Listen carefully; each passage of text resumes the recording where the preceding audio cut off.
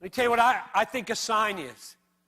A sign is glory comes into the world. John 1:14, we beheld his glory, glory as of the only Son from the Father, full of grace and truth. And shining down from that glory is like a beam of glory shining from Christ, the glorious, eternal, divine Son of God. A beam is shining down and it lands, and when it lands, it produces out of 5 loaves and a few fish enough food to feed 5,000. It creates out of nothing food to feed 5,000 people, and the sign is meant to do this. Your eyes behold the landing of the beam, and your eyes should run up the beam to the glory. Instead, what did they do?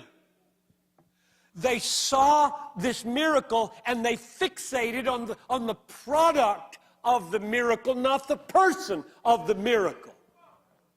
Drop your eyes down, if you got a Bible, to verse 26. 26. Jesus answered them. They found him the next day. So this is what he says to the crowd. Truly, truly, I say to you, you are seeking me not because you saw signs, but because you ate your fill of loaves. He's angry.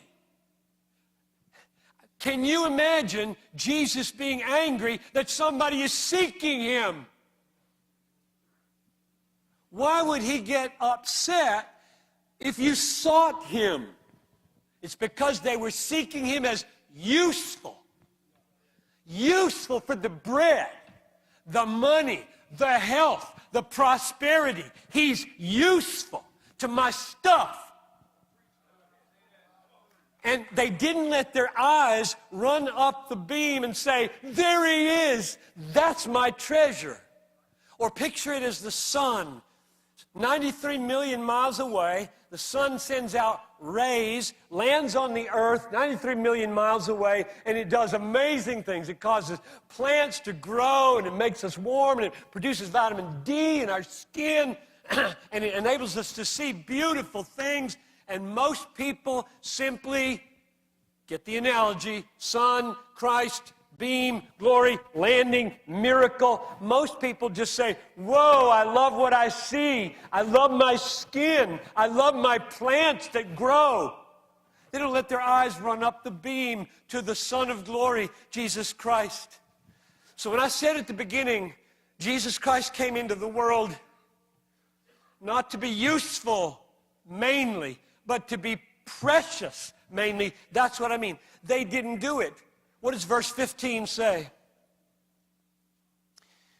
Perceiving that they were about to come and take him by force to make him king, Jesus withdrew again to the mountain by himself.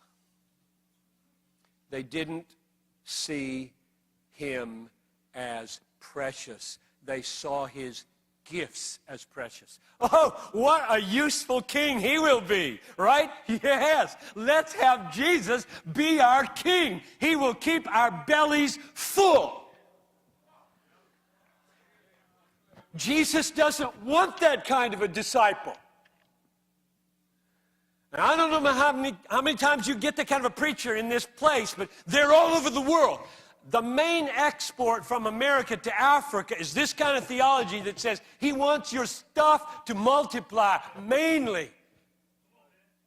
Get the car, get the gold watch, wear the suit, the shoes. Get all that. That's what Jesus is for. I think that's demonic theology. Jesus came into the world. Jesus came into the world to bless us in some measure now. And I'll get to that in a minute from this very parable.